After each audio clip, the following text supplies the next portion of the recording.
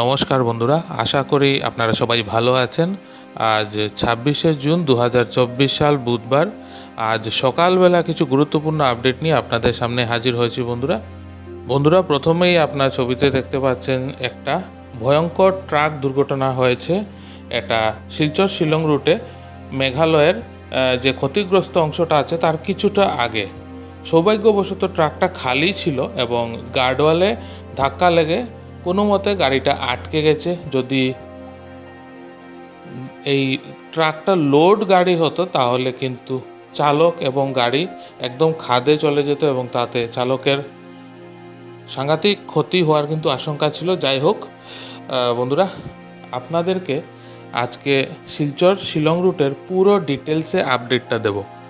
গতকালকের ভিডিওতে আমি ফোন নাম্বার দিয়েছিলাম, এরপর আমি প্রচুর ফোন পেয়েছি এবং মেসেজও পেয়েছি যে একদম ডিটেলসে শিলচর শিলং রুটের যে ক্ষতিগ্রস্ত এলাকাটা ছিল সেখানে যে কাজ শুরু হয়েছে তার ফলে কতটুকু কাজের অগ্রগতি হয়েছে সেগুলো সবিস্তারে আপনাদেরকে আজকের ভিডিওতে এই সকালবেলায় আপডেটটা দেব। তো সাথে থাকুন বন্ধুরা, দেখতে থাকুন।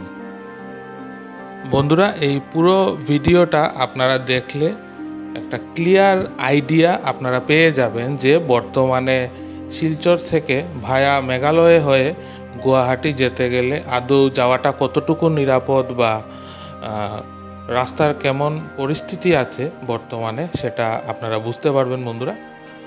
তো আপনারা সবাই জানেন আমি গত কালকের এবং গত পরশু দিনের ভিডিওতে আপডেট দিয়েছিলাম যে এই রাস্তা সংস্কারের দাবিতে যে স্ট্রাইক ডাকা হয়েছিল সেটা উইথড্র করে নেওয়া হয়েছে এবং গত পরশু দিনের আগের থেকে এই রাস্তায় কাজ শুরু হয়েছে। যে অংশটা বন্ধুরা আপনারা এখন দেখতে পাচ্ছেন, আজকে থেকে 3 থেকে 4 দিন আগেও এই অংশ দিয়ে গাড়ি চলাচল করা প্রচণ্ডভাবে ঝুঁকিপূর্ণ ছিল এবং এখানে প্রচুর গর্ত ছিল। তো এই বর্ষার মরশুমে কাজ করাটা খুবই চ্যালেঞ্জিং ব্যাপার, কিন্তু তবুও এই ক্ষতিগ্রস্ত অংশগুলোতে অনেকাংশেই যে বড় বড় গর্তগুলো ছিল সেগুলোতে মেটেলিং করা হয়েছে, মানে পাথর এবং মাটি ভরাট করা হয়েছে যাতে গর্তগুলো মানে বন্ধ করে দেওয়া যায় এবং নিতান্ত পক্ষে যাতে মালবাহী গাড়ি, যাত্রীবাহী গাড়ি তথা সব ধরনের গাড়ি যাতে চলাচল করতে পারে।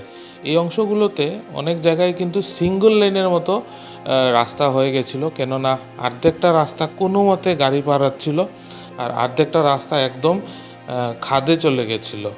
কেননা এই রাস্তার এই ক্ষতিগ্রস্ত অংশ যেটা আছে সেখানে সবথেকে বড় চ্যালেঞ্জ হচ্ছে যে প্রায়ই এই এলাকাগুলোতে ধস পড়ে। আপনারা সামনে দেখতে পাবেন, এখনও ডান দিকে আপনারা লক্ষ্য করলে দেখতে পাবেন এইগুলো জায়গাতে কিন্তু ধস পড়েছিল।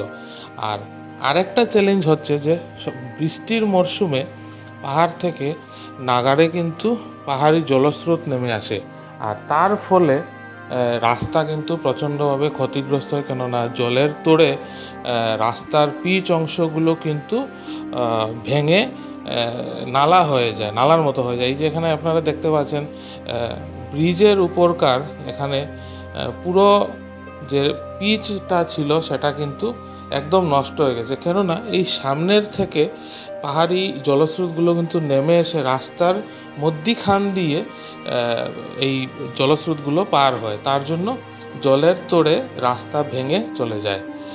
তো বর্তমানে বন্ধুরা এখনও কিন্তু অনেক গর্তগুলো রয়ে গেছে, যদিও বেশ অনেকাংশে বড় বড় গর্তগুলো কিন্তু বন্ধ করা সম্ভব হয়েছে এবং রাস্তার কাজ চলছে, কিন্তু সেই অর্থে কিন্তু রাস্তা মেরামতি হচ্ছে না। এখন শুধু যেহেতু বর্ষার মরশুম সেহেতু শুধু মেটেলিং করা হচ্ছে যাতে বড় বড় গর্তগুলো বন্ধ করা যায়, কেননা শুকনো মরশুম না আসলে পরে কোনো অবস্থাতেই কিন্তু পিচের কাজ করা যাবে না। কেননা যদি পিচের কাজ হয় তবুও পাহাড় থেকে নেমে আসা জল আপনারা সামনে দেখতে পাচ্ছেন পুরো রাস্তা কেটে নালার মতো করে বার করে নিয়ে চলে যাবে। তো এই পরিস্থিতিতে শুধুমাত্র শুকনো মরশুমে কিন্তু সম্পূর্ণভাবে রাস্তার কাজটা সম্পূর্ণ করা সম্ভব হবে। বর্তমানে সব সময় নিরবিচ্ছিন্নভাবে কিন্তু রাস্তার কাজ চালিয়ে যাবে বলে প্রশাসন যেটা নির্দেশিকা জারি করেছে বলতে পারেন, বা যে মিডিয়ার সামনে যেগুলো মানে প্রশাসনের তরফ থেকে বলা হয়েছে যে বর্তমানে রাস্তাটা কোনোভাবে মেনটেন করে রাখা হবে যাতে বড় বড় গর্তে ফেসে গিয়ে কোনো দুর্ঘটনা যাতে না ঘটে, এবং অ্যাটলিস্ট রাস্তাটা যাতে এই বর্ষার মরশুমে সচল থাকে। তো বন্ধুরা, আজকের সকালের আপডেটটা আপনারা দেখলে অবশ্যই এই রাস্তার সম্বন্ধে বর্তমান পরিস্থিতির পুরো ধারণাটা পাবেন বন্ধুরা। তাই আপনাদের কাছে একান্ত অনুরোধ, আপনারা ভিডিওটা না টেনে দেখুন বন্ধুরা, পুরো ভিডিওটা দেখুন। তৎসঙ্গে বন্ধুরা, যে অংশগুলোতে পাহাড় থেকে ধস পড়ে নিয়মিতভাবে, সেগুলোতে গার্ডওয়ালের কাজও কিছুটা হয়েছে, কিন্তু সম্পূর্ণ করা তো সম্ভব নয় বৃষ্টির মরশুমে। তবে এতটুকু বলা যায় যে এবার যদি আগামীতে এই বর্ষার মরশুমে খুব বড় ধরনের ধস না পড়ে, তবে এই রাস্তাটা মোটের উপর চালু থাকবে। কেননা সব সময় রাস্তায় মেনটেনেন্সটা কিন্তু থাকবে, যে প্রবলেমটা সবাই এতদিন ফেস করে আসছিলেন, সেটা আপাতত দৃষ্টিতে এখন আর থাকবে না বন্ধুরা। তো আপনাদের মধ্যে অনেকেই আবার জানতে চেয়েছিলেন যে অনেকে ডাক্তার দেখানোর জন্য বা নিজস্ব কাজে কেউ নিগ্রিমসে যেতে চাইছেন শিলংয়ের, কেউ গুয়াহাটি যাবেন, তো যাওয়াটা কি সম্ভব কিনা? না, হ্যাঁ নিশ্চয়ই যাওয়া যাবে। তবে আপনারা একটা জিনিস মনে রাখবেন, এখানে রাস্তার কাজ চলছে, তাই হঠাৎ হঠাৎ কিন্তু প্রচণ্ড জ্যাম হচ্ছে, তো হাতে সময় নিয়ে বেরোবেন বন্ধুরা, আমি আগেও বলেছিলাম। আর আরেকটা কথা, যদি আপনারা পারেন তো একটু বড় গাড়িগুলো, যেমন ধরুন স্করপিও, বোলেরো ধরনের গাড়িতে যদি আপনারা আসেন তবে খুবই সুবিধে হবে। সাধারণত অল্টো গাড়িগুলো আসলে একটু অসুবিধা হতে পারে, কেননা এখনও রাস্তার অবস্থাটা খুব একটা ভালো নয় বন্ধুরা। তো আজকের এই যে সামনে দেখতে পাচ্ছেন, এখানে কিন্তু ধস পড়েছে, তো এগুলো সরিয়ে ফেলা হচ্ছে, কেননা রাস্তায় কাজ চলছে। যাই হোক বন্ধুরা, আজকের সকালের ভিডিওতে আপডেট এতটুকুই থাক। আজকে আবার দেখা হবে আপনাদের সাথে বিকেলে, আরও নতুন কিছু আপডেট নিয়ে আমি আসবো বিকেল ঠিক 5টায়।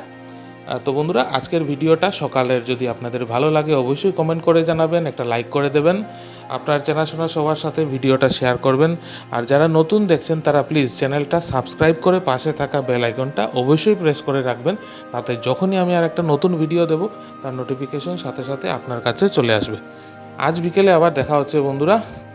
তো ততক্ষণ আপনারা সবাই ভালো থাকবেন, সুস্থ থাকবেন, পাশে থাকার জন্য অনেক অনেক ধন্যবাদ।